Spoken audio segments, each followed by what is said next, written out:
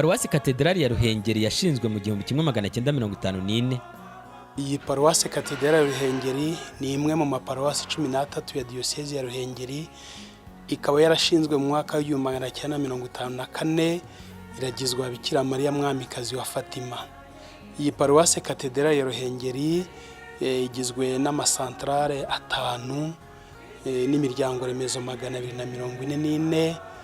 Akaba ari paruwase igizwe n'igice kimwe cy'umujyi ndetse n'ikindi gice cy'icyaro, kabituwe ifite abakristo. Ibarura ryo muri uyu mwaka ushize wa 2015 ryatugaragarije ko ifite abakirisitu bakaba hafi 65,000.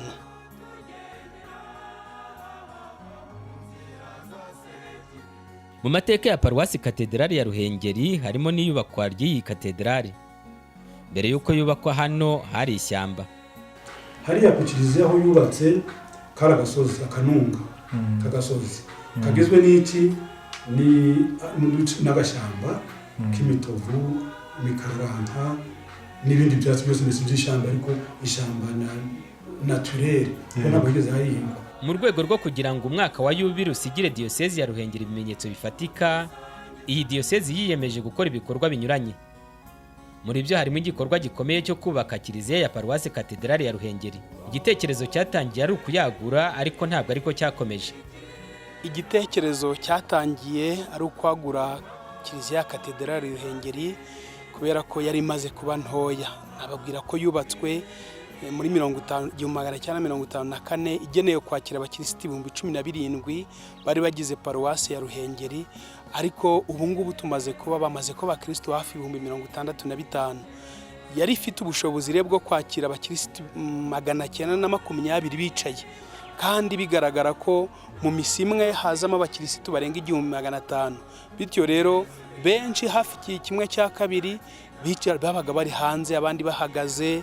Noneho n'intebe zamwo twari udutebe tugufi cyane ku buryo n'abahitagamo kumva misa bahagaze kubera kunanirwa kwicara, kandi ubona mu kiliziya harimo imyanya. Ikindi navuga kandi wabonaga nta mwuka uhagije uri muri kiliziya yacu. Igitekerezo gitangira ari ukwagura kiliziya ya Katedrali ya Ruhengeri. Kimaze kwemezwa dutangira umushinga, dutangira kwagura. Twatangiye iyi mirimo ku itariki ya 9 z'ukwezi kwa gatandatu muri 2014.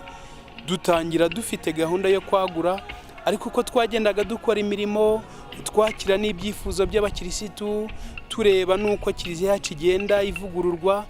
Nababwira ko byageze aho kugira ngo tuvuge ngo turi kwagura kiliziya ya Katedrali ya Ruhengeri, ahubwo biba kubaka indi kiliziya nshya aho indi yari isanzwe. Kuko ubu iyi kiliziya mureba 98% ni bishyashya.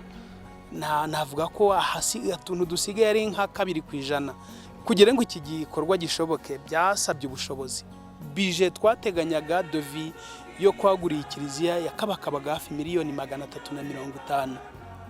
Izi miliyoni rero ntayo twari dufite, nta mafaranga twari dufite, ariko abakristo bo ubwabo bamaze gutanga icyo gitekerezo baravuze bati ubushobozi tuzabwishakamo, nitwe tuzishakamo ubushobozi, tuzakusanya inkungu uko dushoboye, twitabaze n'abagira neza, kiliziya yacu yagurwe, kiliziya yacu yubakwe. Iyi kiliziya nshya ya Katedrali ya Ruhengeri iri kubakwa aho indi yahoze, ku buryo yari hasanzwe yari ntoya. Iyi ngiyi rero ikubye hafi 3. Iyi kiliziya rero ni imwe mu mbuto zo guhimbaza Yubile yacu ya Diyosezi ya Ruhengeri imyaka 50. Akaba ari igikorwa kigaragaza ubuntu bw'Imana. Twagiriwe Imana yadukoreye ibitangaza cyane, ikoresha abantu, abakristo rero ba Paruwasi Katedrali ya Ruhengeri bafatanyije n'abakristo ba paruwasi zindi za Diyosezi ya Ruhengeri n'inshuti zabo. Iyo urebye uko abakirisitu bagiye bitangira iki gikorwa, ari ugutanga inkunga y'amafaranga, inkunga y'ibikoresho, ari ukuza ku muganda, ndahamya ntashidikanya ko kubwira umukirisitu ko kiliziya ari we ugomba gufata mu biganza ubuzima bwa kiliziya, ubuzima bwa paruwase, ntabwo bizatugora. ikindi kandi iyi kiliziya yagiye ihuriza abantu hamwe. Mu muryango remezo baricaraga bakavuga bati ejo nitwe turajya ku muganda, muze duhaguruke dushake ibikoresho bya ngombwa tuzajye ku muganda. Byahageze n'aho abakirisitu biremamo amatsinda, hakaba itsinda ry'abakirisitu ritegura ibyo kurya kugira ngo abagaburira baje ku muganda, hakaba n'irindi tsinda rigenewe guteka ibyateguwe n'abakirisitu bakazana ibyo kurya, hakaba hari abazanye ibyo kurya, hari abari ku muganda, hari abari kubitegura, ku buryo muri izo nama zose bakoraga bategura uburyo bazaza ku muganda bashyiragamo isengesho, bagashyiramo ijambo ry'Imana, ku buryo ubu ngubu kuvuga umuryango remezo nk'ishingiro ry'ubukirisitu muri Paruwase Katedrali Ruhengeri ni ibintu byoroshye.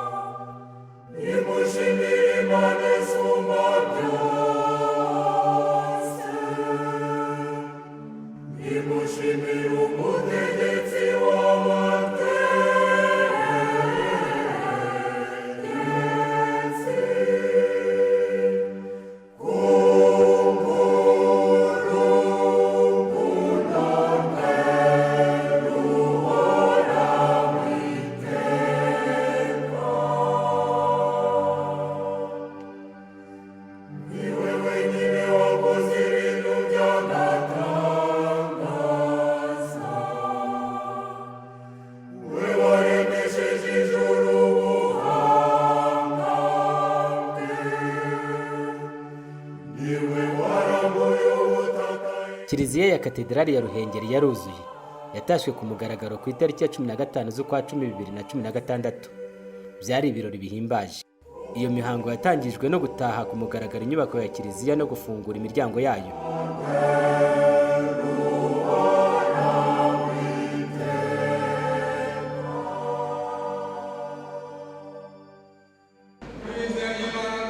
Igitambo cy'Ukarisitiya ari nacyo cyakorewemo imihango yo kwegurira ikiliziya Imana cyayobowe na Nyiricyubahiro Musenyeri Vincent Harurimana, umushumba wa diyosezi.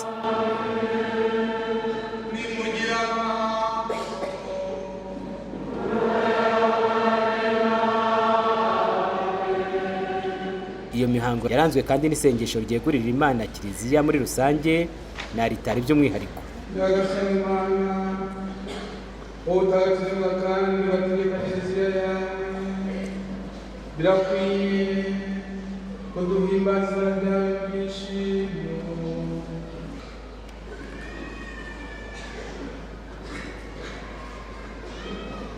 maze iyi kiliziya izahora iteka ahantu hatagatifu kandi ameza ahore